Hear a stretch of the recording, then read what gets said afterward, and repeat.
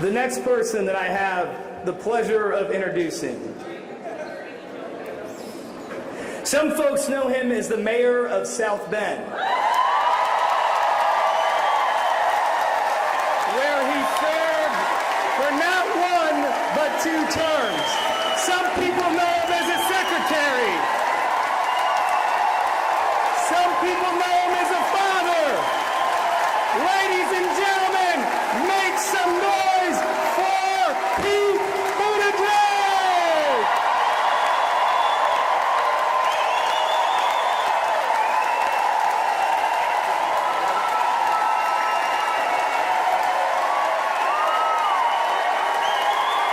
Whoa, welcome, whoa!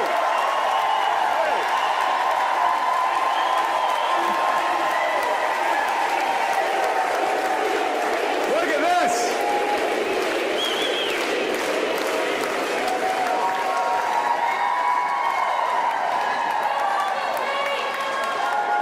Well, you know how to make a guy feel right at home back on Hoosier soil. Thank you.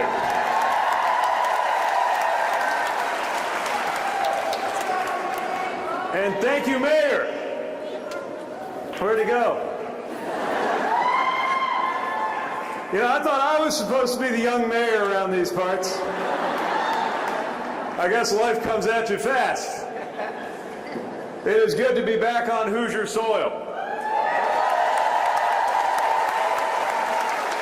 And it does have me thinking back to my mayor days. And one of the things I was thinking about is you can't gerrymander a city limit. When you're mayor, you got to go in, get work done, and stand before everybody in an election and be judged on your results. And that is how every election is supposed to work in the United States of America.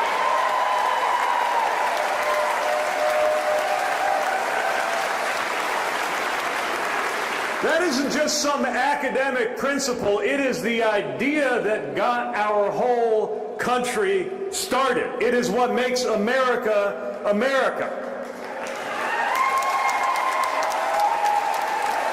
The people of this country overthrew a king and constituted a new government based on the idea that our everyday life gets better if we get to choose our leaders and hold them accountable for the job that they're doing.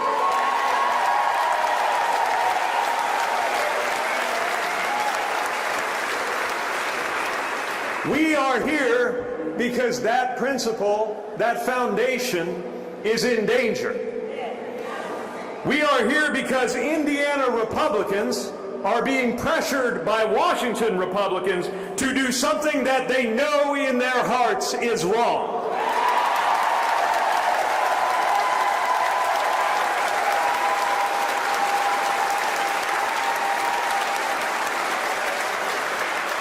They are being pressured to change the rules so that voters don't have a say anymore, and they know that that is wrong. And we know why they're doing it, which is because the agenda of Washington Republicans is so unpopular that even here in Indiana, they are afraid of losing if they have to run on a fair map.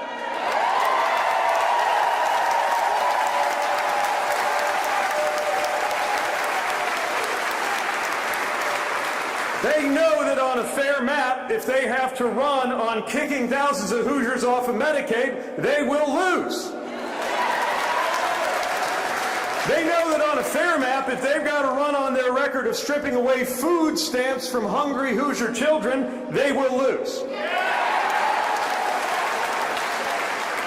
They know that on a fair map, if they get caught taking all the money they took out of Medicaid and giving it to tax cuts for billionaires, they will lose in Indiana just as they will anywhere else. They know that if they've got to go out in a fair election and answer for making the economy worse, less job growth, less economic growth, and higher prices than when they started, they're going to lose. They would lose on a record of putting farmers in an even harder position than they're already in by losing trade wars.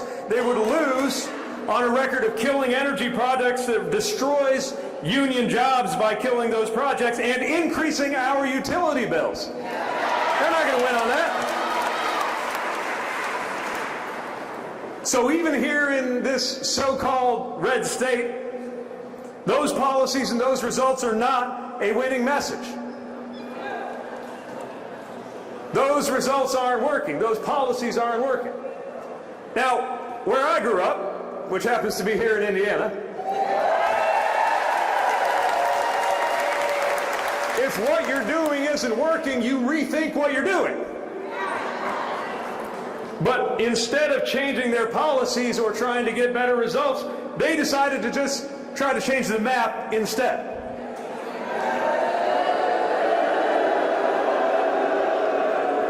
But here's the thing. This is actually something that you don't have to be a Democrat or a progressive or a liberal to care about. Republicans ought to be outraged about this. Independents ought to be outraged about this.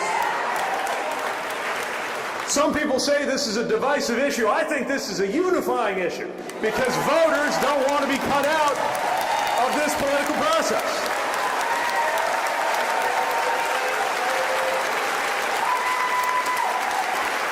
I saw some of those Washington Republicans coming here saying openly that what they want to do is create a 9-0 map.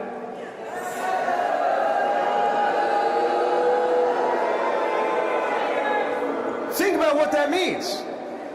I don't just mean mathematically. The fact that if you just pick 9 Hoosiers at random, you'd have 4 or so Democrats in there at least, and they want to have 0 Democrats go to the Capitol. But I'm not just talking about what it means in terms of the unfairness.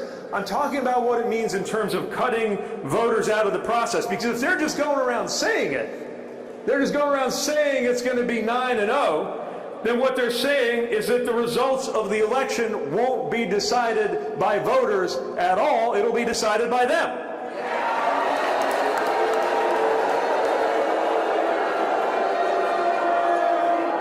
They want the outcome of the election to be decided before you even get to go vote.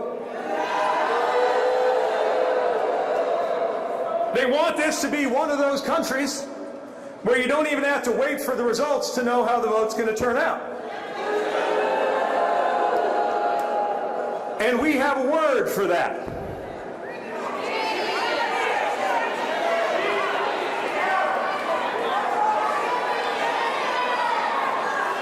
Okay, we have a lot of words for that.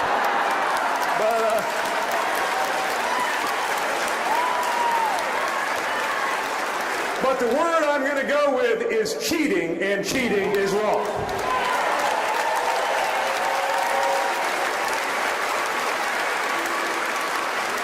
And I want to be abundantly clear about one thing, because they have tried to undermine our trust in the way that our neighbors run our elections in our communities. I'm not talking about changing what's inside of a machine. I'm not talking about changing a vote that went one way and making it look like it came another way. I'm talking about a form of cheating that is happening right out in the open.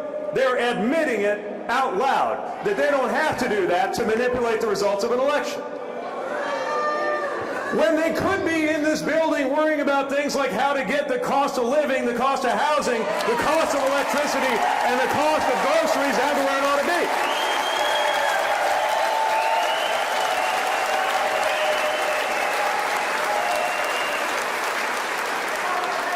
I would call it shameless.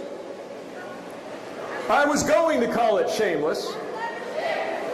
But then I started reading between the lines in some of the things that our Indiana State House Republican members are saying or not saying, and I realized they are in fact ashamed of what they're doing. They ought to be ashamed, and they are. They don't want to have to stand up in front of Hoosiers and say, yeah.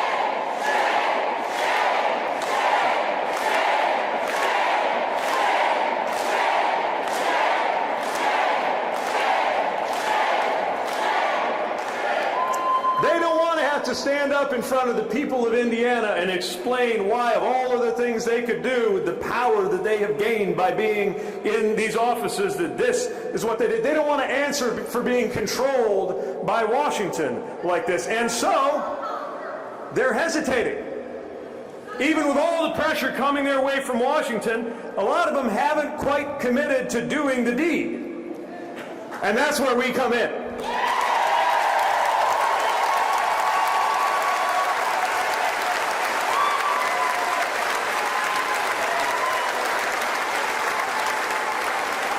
Now is our chance to talk to, yes, get a hold of your legislator, but also get a hold of your conservative cousin who knows just as sure as you do that this is wrong, and have them get a hold of their legislator.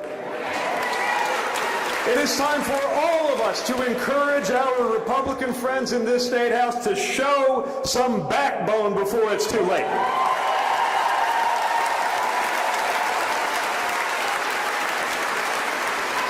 Because they could still do the right thing. And if they do, we should give them some credit for it.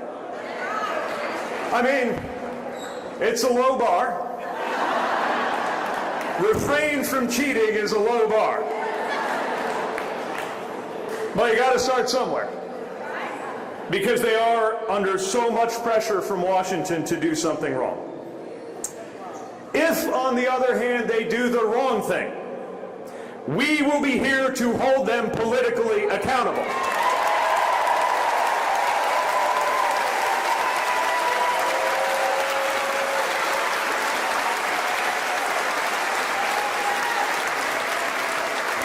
We will make sure that they answer for bad policies and that they answer for this at the polls. Because we need to prove something that I was taught growing up in this state, which is that cheaters never win in the end.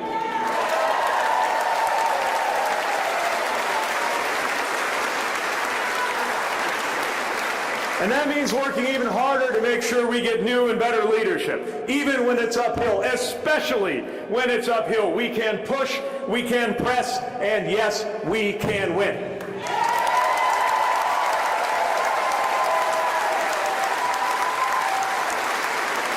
So I've just got one question for you.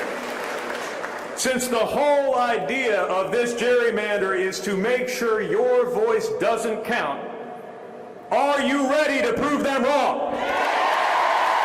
Me too! So let's get out there and make sure of it. Thank you for being here. Thank you for sticking together. Do not let up on this issue. The people are with us, and we're with the people. Thank you.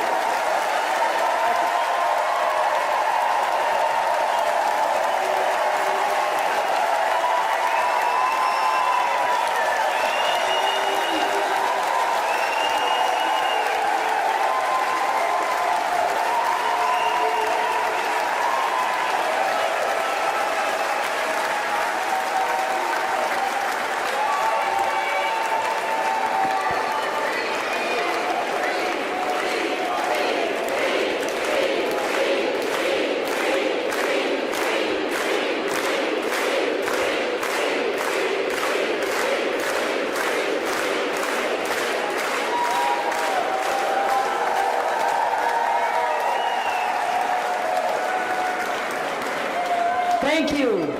Thank you for coming.